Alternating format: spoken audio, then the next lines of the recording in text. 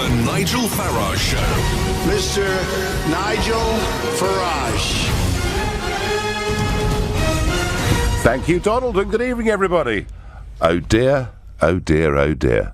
That was a complete, total and utter disaster. I'm talking about the Prime Minister's address to the annual Conservative Party conference being held in Manchester. I'd said in the European Parliament yesterday that I thought she was a waste of space, and I thought that more Conservatives ought to start saying in public what they've been saying to me in private, namely that she should go. And I did say on this programme last night that I thought she was useless, but I think perhaps I rather underestimated not just her as Prime Minister, but perhaps the competence of the entire team around her. Let's begin with hearing what she had to say in Manchester this morning. But we did not get the victory we wanted because our national campaign fell short. It was too scripted, too presidential, and it allowed the Labour Party to paint us as the voice of continuity when the public wanted to hear a message of change. I hold my hands up for that. I take responsibility. I led the campaign, and I am sorry. Now, as the speech went on, it became increasingly clear that the Prime Minister was far from well. The biggest expansion in training for doctors and nurses. and we shows what good the Chancellor's cough suite is. Now, being ill is a very unfortunate situation for someone leading a party, most of all a Prime Minister. But let's just get a handle on this. So, for one, she had a persistent cough, and that was unfortunate. But one or two other things happened. I mean, to begin with, the slogan that was up there, I mean, it was rubbish. It was building a country that works for everyone.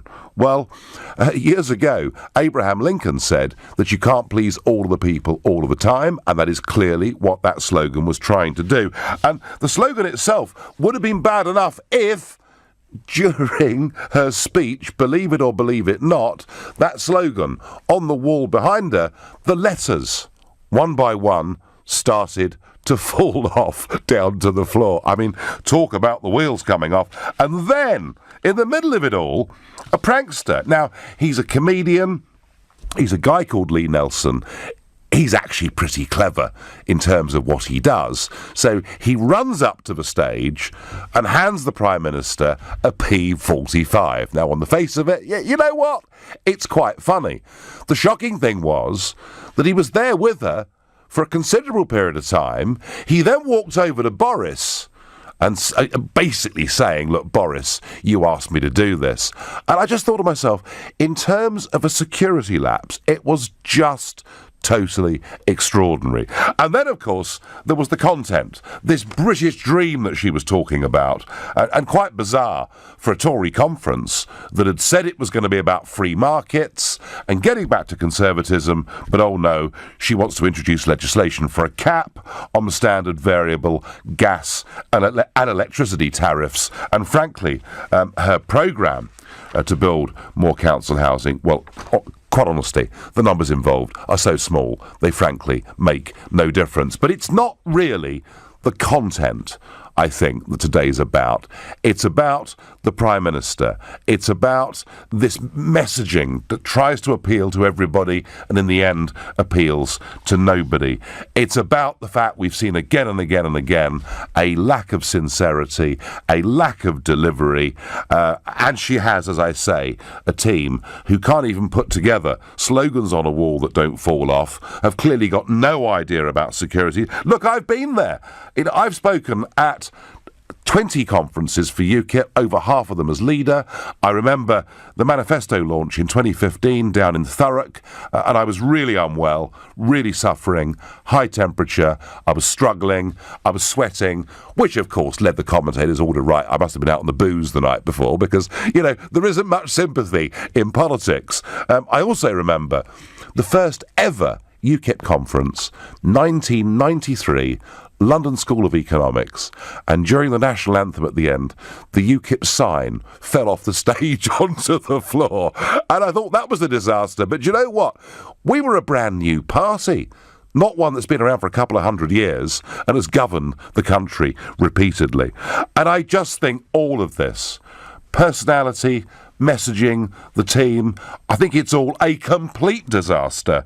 And to me, her only real achievement as Prime Minister is by calling that early election, she has breathed life into an old-fashioned form of hard left socialism in the shape of Jeremy Corbyn and his sidekick, John McDonnell. And I believe that Corbyn will win the next election if Theresa May stays as Prime Minister. Do you agree with me or disagree with me? If you agree with me, call me on 0345 60 60 973. You may disagree, in which case you can text as a loyal Mayite and Tory 84850, and maybe, perhaps you think, really, we should just feel sorry for her. Well, if you do, you can tweet me using the hashtag Farage and LBC at LBC. You can watch us live on Facebook from here in London and comment there too.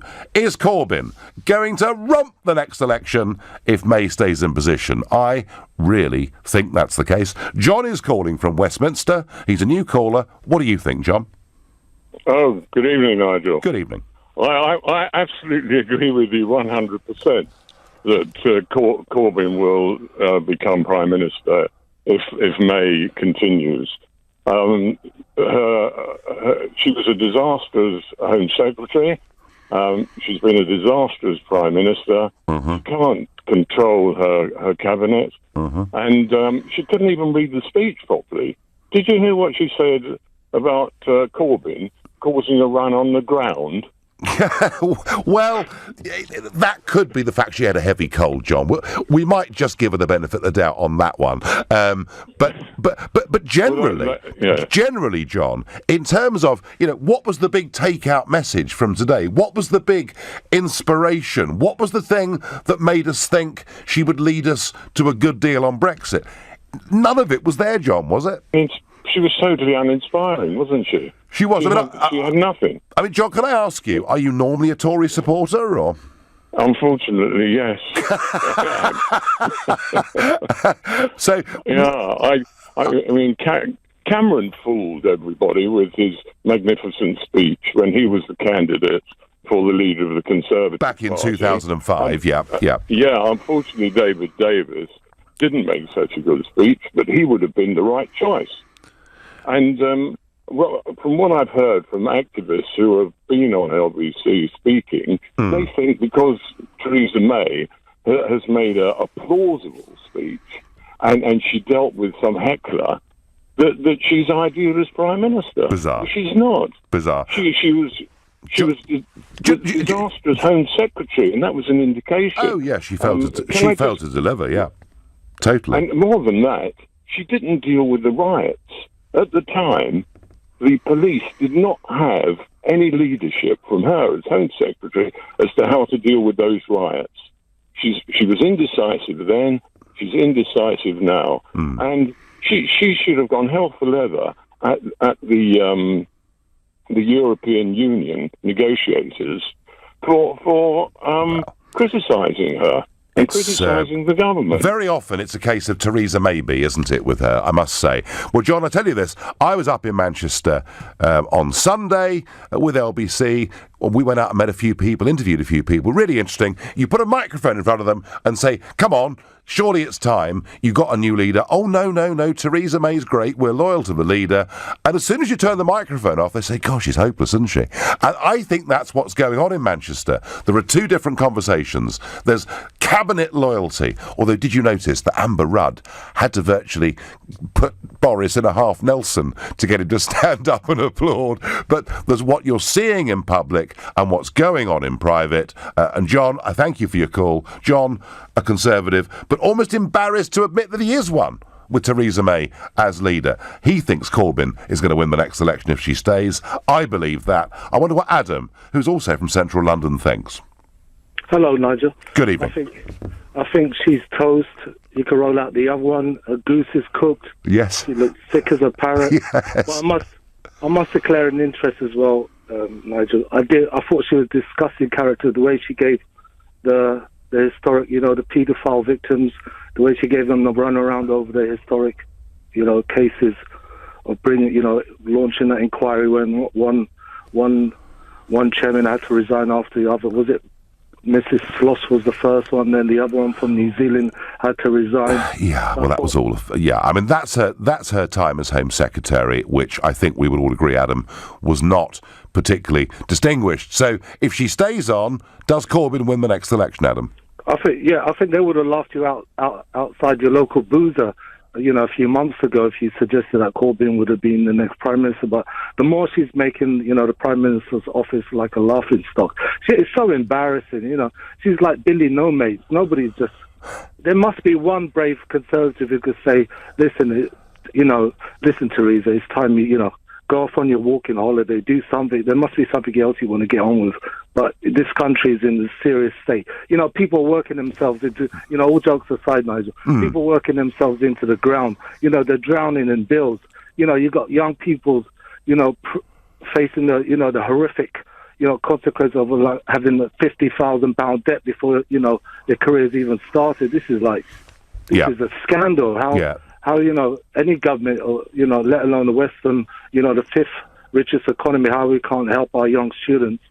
Yeah, well, no, Adam, there are lots of problems out there, and one of the difficulties in dealing with them is clearly we have a Prime Minister who cannot control her cabinet. Never a week seems to go by when the Chancellor of the Exchequer and the Foreign Secretary don't contradict each other on a whole range of issues. Adam, I thank you very much indeed for your call. Oh, Nigel, give Theresa May a bit of credit. She was brilliant. Things went wrong that were out of her control, says Jenny. Jenny, when you're party leader, if the security goes wrong, if the signs fall off the wall, it means you haven't got the right team. It means you haven't delegated to the right people. And you, as leader, is where the buck stops. I know. I've been there. You're listening to The Nigel Farage Show, exclusively on LBC. It's 7:15. Prime Minister's speech at the Tory party conference today was cringe-makingly awful. Not because she had a cough. As I said already, I've had to give big speeches when I've been ill or under the weather. That's not the reason it was cringe-making. It's because of everything that went wrong around her and the fact that, once again, there was a lack of really good, clear leadership and messaging. But you have to give it to some of the cabinet for their loyalty, because Michael Gove tweeted out, I witnessed a great speech from a PM at the top of her game. Well, Michael, I'm sure you get marks for loyalty, but I'm not sure you get that many for honesty, because clearly she wasn't at the top of her game. It's very interesting. I was chatting earlier with a few of my colleagues, and I was stunned to find out, given that she's not been very well all week, just how much she'd done yesterday in terms of interviews. Surely she should have saved herself for the big day. And Madge has texted in, and she's absolutely on the money, because Madge says, Nigel, Mrs May is a control freak. She's had a bad cold for a week, and yet she did 24 interviews on Tuesday, knowing she had to do the big speech today. She should have delegated so she could rest her voice today. Madge, I think you are absolutely right. If you are ill, you have to shed things, you have to delegate and save yourself for the performance that you have to give. You can't avoid doing it regardless of how you feel. Craig disagrees with me on Facebook. He says, give us a break. Corbyn couldn't beat May at her worst. Really, Craig? I don't think so. Chris disagrees with you. He says May is completely incompetent at everything she does. Therefore, Corbyn will win the next general election if she remains as Tory leader. That is what I believe. Never accused you of being cruel, Nigel, but I do tonight. That's not entertainment I get on Twitter. I'm not being cruel. I'm not condemning her because she had a cough. I've explained. I've been in that position myself. It's horrid. It's just the content, the lack of leadership, the inability to control the warring factions that are there within her cabinet, and the fact she can't delegate, and those she does delegate to, finish up with the security system. I mean, the guy could have had a knife on him. for goodness sake. It isn't working. That's what I'm saying. I'm not trying to be cruel. Billy is calling from Harwich in Kent. Billy, good evening. Good evening, Nigel. First time we spoke. Please be gentle with me. I'm an old man. Billy, welcome to the show. You're a first-time caller. You're on LBC. I'm not going to interrupt you. You say what you think. Oh, okay. I think you're not being very fair with Theresa May. And by the way, I voted for the UKIP last time round. Okay. You know, she was the only one who picked up the poison chalice while this Brexit was going along when they had the leadership vote. All the others bowed out. Well, I think, Billy, I mean, when it comes to being Prime Minister, others would have gone for it if they thought they might have come through. I mean, you know, you're not telling me that to fill the job of Prime Minister of the United Kingdom, they had to sort of scrape round the corridors of Westminster. I mean, other people could have done it, Billy. They could have done it, but they didn't, Nigel. Now, take yourself. You are a fantastic speaker. You really are. You talk the talk, but have you walked the walk yet? You've won nothing, Nigel. Do you know something, Billy? I'm not going to have that from you, whatever your age is. No, you carry on. I'm not going to have that from you. I tell you what, Billy, not only did I win the European elections, which to win a national election had not been done for 110 years by a party that wasn't Labour or Tory, but I think I could argue, Billy, that if I hadn't been around, we probably wouldn't have had a referendum at all. So I think I have got a couple of chalk marks up on the board. But we're not discussing me, Billy. We're discussing the Prime Minister. And whatever the circumstances in which she took the position, the fact is, Billy, I put it to you that she's not controlling her party. She's not bringing the country with her. She appears to be pretty incompetent. And Billy, I put it to you, if she stays there, Corbyn is going to win the next election. What do you think of that? I don't think so, Nigel. Okay. Where she's gone wrong, where Brexit is concerned, she should have Boris Johnson, Davis, Rees-Mogg, and you leading it. But she doesn't, and Billy. And then we'd have no problems whatsoever. But, Billy, she doesn't. And here's the problem. There's a cabinet of 25 people, and 18 of them are Remainers, Billy. I know. But unless they pull together. But if you look back at history, the Conservatives have so much infighting at times they pull themselves to pieces. Well, and this is what they're doing now. You know, all political parties are good at infighting, believe me. I know a bit about that too. So, Billy, you think, despite everything, your view is she should stay on as Prime Minister up until the next election and it'll all be okay for the Conservatives? Unless someone comes up, my vote is for Rees-Mogg. Yep. For the next leader. Yep. Someone like him, I think, could take the party forward and win. So, Billy, you agree with me then that if the Tories had somebody else in charge, they'd have a better chance of beating Corbyn next time round? I'll agree, but I think May will beat Corbyn. All right, okay. Okay, Billy, you've made your point. I thank you for your call. Billy, first-time caller. I was quite gentle with him. He said he was old. Didn't say how old. John from Liverpool is calling. John, am I right? If she stays on, does Corbyn win? Hi, Nigel. I never thought I'd say this, but yes, you are correct. Right. Okay. I think if she carries on, then that's the end of the Tories in the way they're going. And I think a lot of people are getting sidetracked with today's speech about having a sore throat and a prankster and things falling apart. It's not about that. A lot of people are now having a bit of sympathy for her. Oh, poor Theresa May. But she's the Prime Minister. This stuff happens. She should be able to deal with it, and it shouldn't be an issue. Yeah, so people need to look at the content. John, of that speech. I think we can be sympathetic to somebody on a human level, but I don't think if a leader starts to attract sympathy, that's a very good place to be. A leader doesn't need to be liked, but a leader must command respect, John, it seems to me. Exactly, and in the speech, I mean, regarding content, there wasn't much to it. So marks out of 10, John, for the content? 2. Presentation? One. John from Liverpool, great call. Thank you. Verity says to me on Facebook about Michael Gove. I read out his tweet earlier. I wouldn't trust him to put out the rubbish. Sue, which Prime Minister was Gove watching? Tina says, I'm convinced if May stays in, Corbyn will storm to power. Lisa says, I think her speech was brilliant. And what a shame more focus was put on a sore throat. What a sad world. Poor lady. Okay. I know there is emphasis being put on the cough and the glass of water and the cough suite. I, on this show, am not doing that, all right? And I'm not doing it because I understand, as I said, when I helped to launch the UKIP manifesto in 2015, I was not at my best. You know, not for the reasons the press wrote, who said I was hungover and boozed up and sweating. I was ill, you know. It just shows you there wasn't any sympathy for me, goodness gracious. Perhaps I didn't deserve any. But I'm not criticising her for having a cold. I do think she could have saved herself yesterday. I do think she could have been perhaps have got into this in better condition. The content was poor. The message, completely unclear. I mean, what are these slogans she comes up with? Building a country that works for everyone. I mean, please, surely somebody can do better than that. Darryl is calling me from Uxbridge in Greater London. Darryl, good evening. Good evening, Nigel. How are you? I'm very well. You've never called me before. What's motivated you? I was listening to you talking about how Corbyn is going to sort of sweep the floor with May in the next election. Yes. I just wondered, who do you think should be leading the Tory party? Okay, you put me on the spot.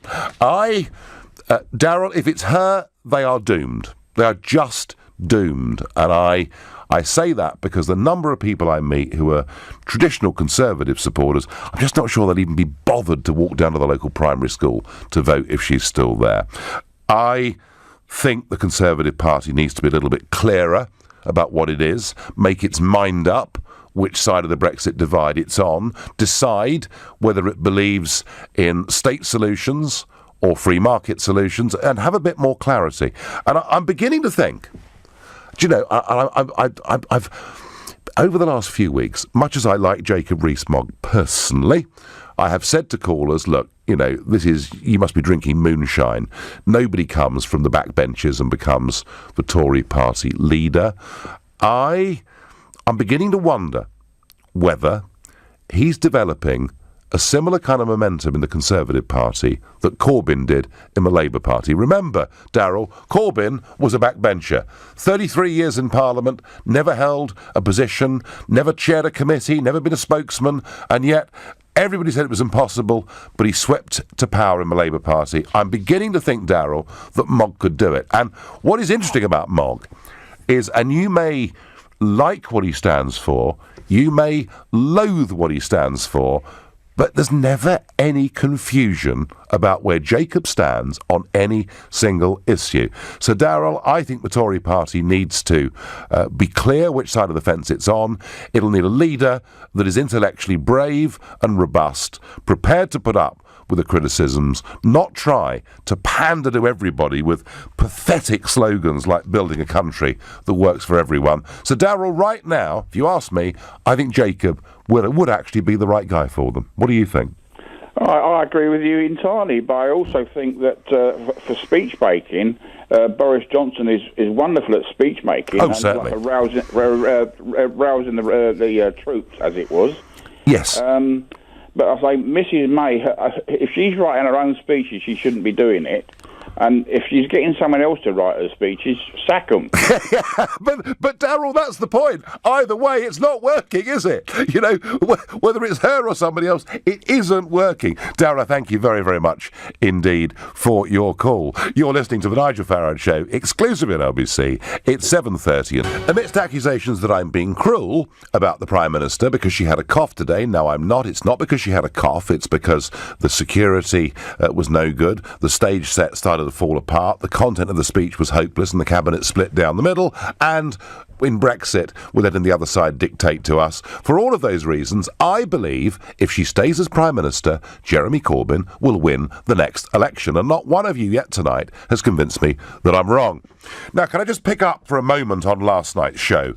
I talked about Catalonia. The fact that nearly 900 people have been injured by the Spanish police as they went out to try to vote in that referendum on Sunday. Yeah, sure, the referendum had not been approved nationally in Spain, but surely the intelligent thing would have been to allow the Catalans to vote, not to prevent them, and then to say the vote had no legal force. And I was fiercely critical of Mr Juncker yesterday, who in his big speech of the month in the European Parliament, didn't even refer to it. Yet the European Commission talking about how fragmentation would not be helpful. Interesting. Today, Frans Timmermans, who is the direct deputy to Mr Juncker, this is what he said today. He said violence is not the way, but proportionate use of force is sometimes necessary. Isn't that what they were saying about Hungary in 1956 and the Prague Spring in 1968? This is scary, folks, and let me tell you why. Because today, the Spanish government have dispatched 16,000 troops, not police, troops, the army, and they're waiting in 3 cruisers off the coastline of Catalonia, waiting for the next instalment. And we're told the leader of the Catalans is going to declare independence for Catalonia at some point in the next week. It is a serious situation. It is violent. It is ugly. It looks to me that it may get somewhat worse.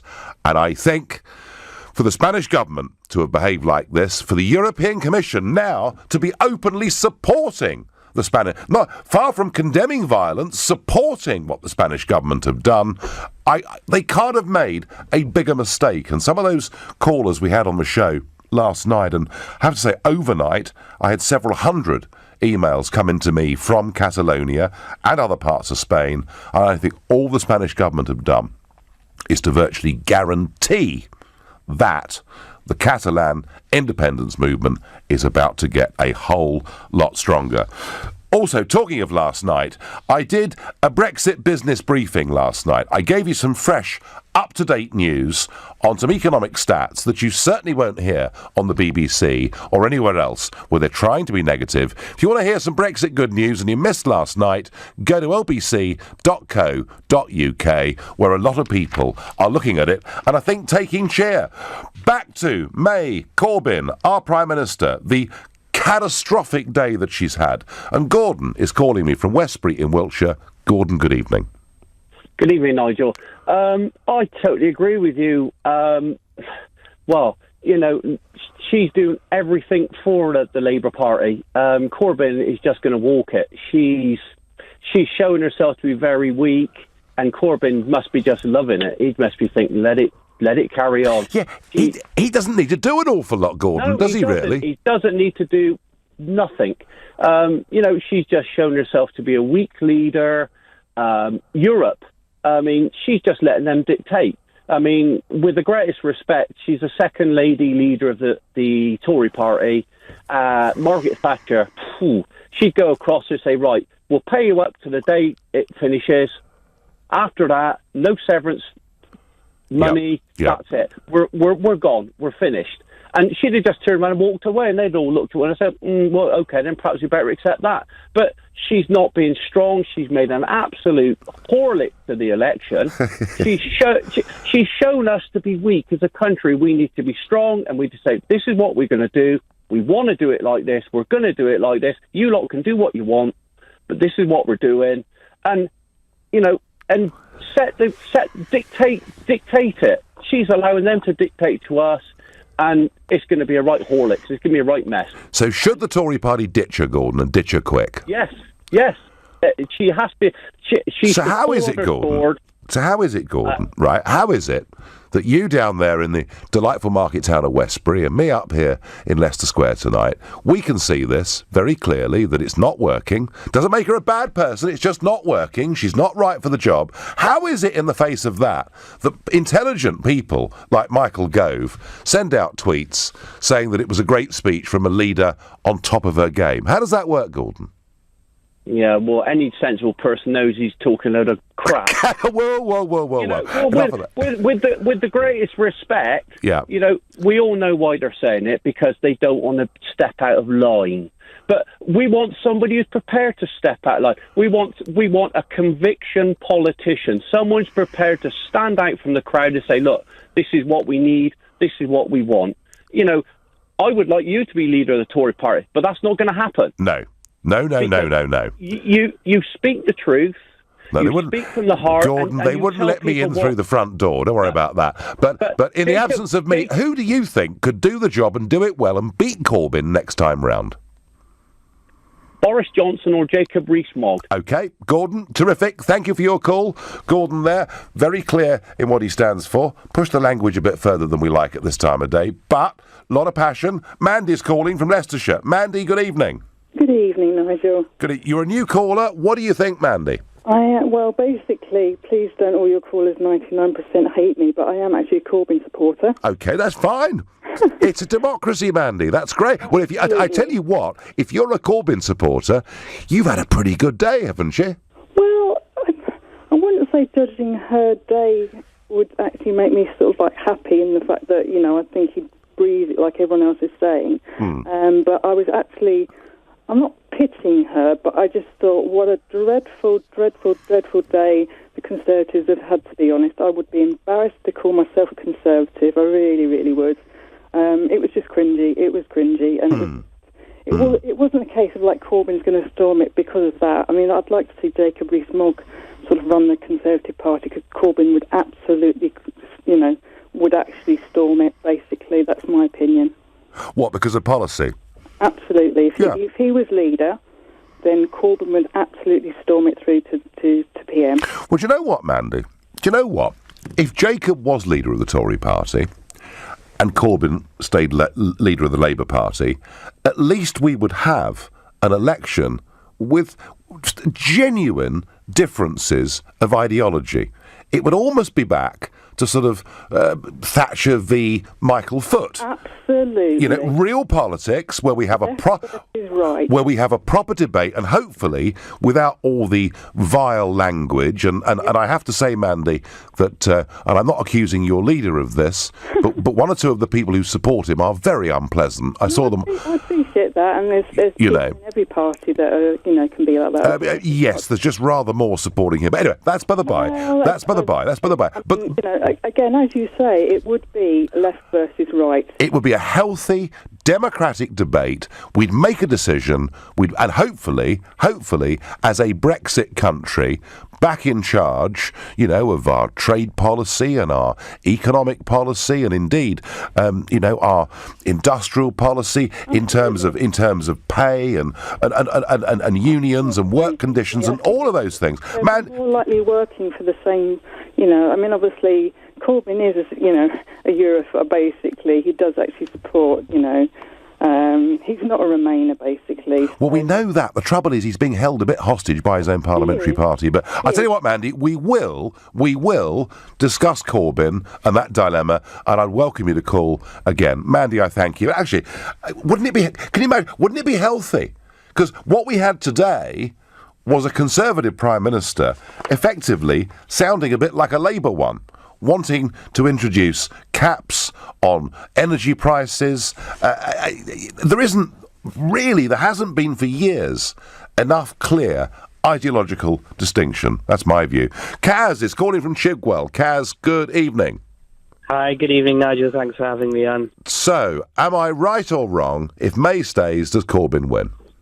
Well, I mean, you know, you touched on a very important point, and I think we all have to be a little bit fair to Theresa May here. You know, we've talked a lot about if she's still in power, if she's still Prime Minister at the next general election, then Corbyn will, you know, walk all over. I think the real, I guess, the reality of things is that, you know, regardless of whether it's Jacob Rees-Mogg or Boris Johnson or Michael Gove, whoever is leading the Tory party, you know, Corbyn is going to win, and you know the writing's on the wall. The proof is in the pudding. You know, the results of the general election just gone are pretty indicative, and I think it's quite ominous that Corbyn will win. Really. Well, it looks to me, Kaz, it's heading in that direction. But if the Tory party chose a different leader with a bit more oomph and a bit more positivity, might that then be different? I think possibly it might be. It's really the momentum and all of the populist movement is very much with Corbyn himself. So I guess only time will tell. 4.5 years is long time. It is a long time, isn't it? So, no, it is a long time. But you agree, Kaz, they're going in the wrong direction with her as leader. Absolutely, yeah. Lovely. Thank you very much indeed for your call. Kev says on Facebook, the Tories have turned this country into an international joke. Do you know something? I'm not quite sure that's true, but can you imagine how it looks to the world that the Prime Minister is addressing her annual conference, that our security is so lax that a chap runs out of the crowd, holds a P45, is then able to have a 20-second conversation with Boris Johnson, the Foreign Secretary, and then the slogan on the wall behind the Prime Minister starts to fall down to the floor. I mean, if we saw this in a poor African country, we think they're in a bit of a mess. And this was the Prime Minister at her annual conference. Not good, not pretty, embarrassing in my view. She'll lose the next election. They've got to get somebody else. You're listening to The Nigel Farage Show, exclusively on LBC. It's 7:45. A shambolic day for the Prime Minister in Manchester. Not a good advert for the country on the world stage. The set falling apart. The security so lax that a comedian comes out of the crowd and gives the Prime Minister a P45. Messaging that frankly left and the right, which is not what most Tory voters actually want. And yes, she had a bad cough too. We'll forgive her that. That can happen, absolutely, to anybody. But before I return to your calls, and I want you to tell me that I'm wrong, tell me that if she stays as PM, she can beat Corbyn next time round, because I don't believe it. But let me know if that's what you think. Before that, I'm looking to have a private lunch with somebody. We're going to do it for charity. We're going to do it at Franco's Italian restaurant here in the centre of London, and they will give us a 3-course lunch. And if you're that way inclined, we could even have a glass of something. And we'll do it on a Friday when I'm not broadcasting in the evening. And we'll do it for Global's Make Some Noise charity. And what they do is they help youngsters and their families living with severe illness, disability, or a lack of opportunity. To bid for this prize, go to lbc.co.uk. And the auction is open until 7:45 p.m, Thursday the 5th of October. You've got to be over 18 to enter. As I say, go to lbc.co.uk to bid, and you can see the all-important terms and conditions. Now, at the moment, we're at nearly 6,000 sterling for that particular charity lunch. But if that is too expensive, but you'd like to come and see me, again, for Global Radio's Make Some Noise charity, then I'll be on stage on the 10th of January at the Hippodrome Casino here in central London. You can join me for the evening. You, again, go to lbc.co.uk to get the tickets. Prices start for £85. And again, you'll see there the terms and conditions. Back to Mark in Ealing. Mark, good evening. Good evening, Nigel. So, am I right or wrong about Mrs. May? Oh, yeah, she's absolutely hopeless. I mean, what we've seen is a complete shambles of a fortnight. I mean, can you remember a British Prime Minister having a worse fortnight than what we've seen? I think Gordon Brown had some tricky times, but I think we're coming up to this sort of podium of worst politicians in living memory. I mean, between the Florence speech, the Andrew Marr interview, and then this Conservative conference speech, it's bad to worse. I mean, where do we, how much lower are we going to go? So Mark, okay, Mark, I to some extent, Mark, I'm with you, but let me ask you this, because I can't really answer this, right? I made the point yesterday and today that when I talk to Conservatives in a public setting, they support the Prime Minister.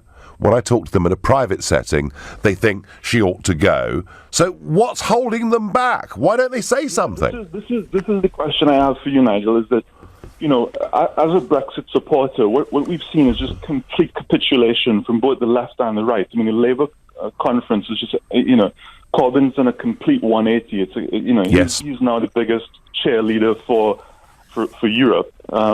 Now we see the Tories have completely backslided on everything in the last fortnight. And so as a real genuine Brexit supporter, what I was hoping to see through the Tory conference was that the grassroots Tories, whether we call that the Momentum Group or who you want to call that, we'd see them genuinely rising up. That you'd hear reports coming through whether it was from the Conservative Home websites or through the mainstream media of a sort of fringe events where a movement was going to take hold, where whether it's your more centrist Boris Johnson or whether it's your Jacob Rees-Mogg would come in. We'd see some activity trying to usurp. What we get is it's Kim Jong-un. It's sort of your North Korean. Everybody's here for the dear leader, and it's the dear leader. And so do you know, Mark? That thought process that you're going through is exactly the same one I went through at the time of the Maastricht Treaty a quarter of a century ago. I thought, I know all these MPs, all these people in the party are vehemently opposed to this treaty. Surely at some point they're going to rise up, they're going to put their own beliefs and the interests of the country as they see it above this ridiculous concept of party unity. And do you know, Mark, I was wrong. So I left the Conservative Party and I got involved with UKIP right at the very beginning because I thought they would always put loyalty to party before the cause and the country. And I'm beginning to think, Mark, we're seeing exactly that same phenomenon 25 years on. The majority of that hall in Manchester, I bet you it's 75% plus of them, voted Brexit, want Brexit. In private, they think the whole thing is a shambles, but they don't want to be disloyal. That's the best. That's the best I can do, Mark. Is there any other explanation? I don't know that there is. I mean, I guess there's a reason why I never voted for any political party in my life except for Brexit. Because I wasn't voting for politicians. I was voting for a principle, and that you cannot trust your politicians to.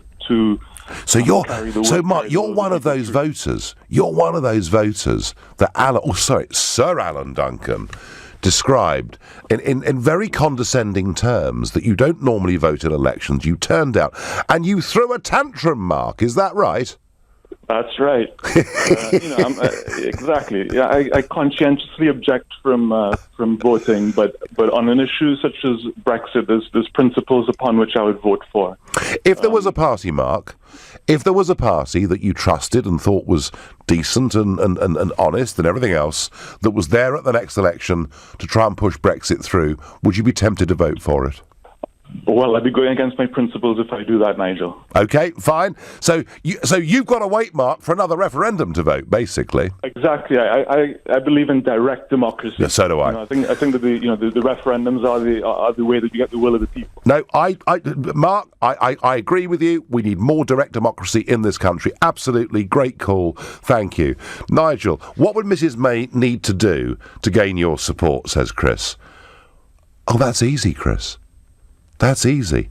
If you'd been listening back in January when she delivered the Lancaster House speech and I was here sitting in this studio and I said, what a terrific speech we'd heard from the Prime Minister. I never thought I'd see the day when a British Prime Minister used words and phrases that I'd used and been condemned for 20 years. And I absolutely supported her in everything she said. All she now had to do was to deliver. And look at it. She's backslided, she's dithered, she's delayed. She hasn't got my confidence at all. But I was prepared, absolutely prepared, to give her more than the benefit of the doubt. But like millions, I listened to what she said. I tried to erase from my mind her failure as Home Secretary. I wanted to believe, as Prime Minister, that when she said Brexit means Brexit, that she meant it.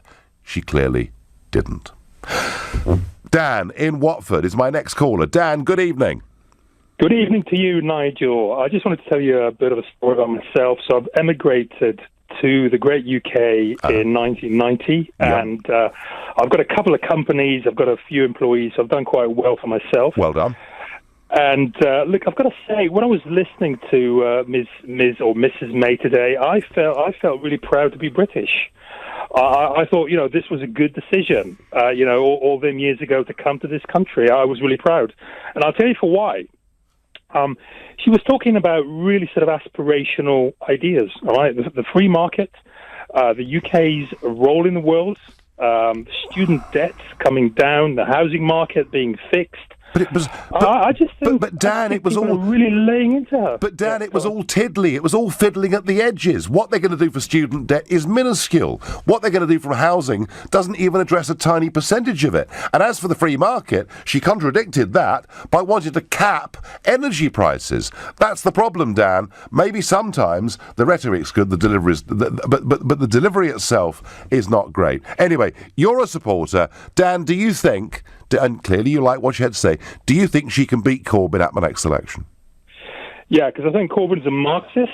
I think he's sort of going out making promises willy-nilly, which he has no clue about how to fund. Right. Unfortunately, you've got a very large gullible electorate. I'm sorry to say this. I don't mean to sound sort of condescending or anything like that, but people like to believe in what's good for them, right? So he's going to say... You know what I mean? So he's got an easy sell. Right? Dan, he's got an easy sell, but, you haven't convinced me. You haven't convinced me. You like what you said. You haven't convinced me. My view on this, I stick to it.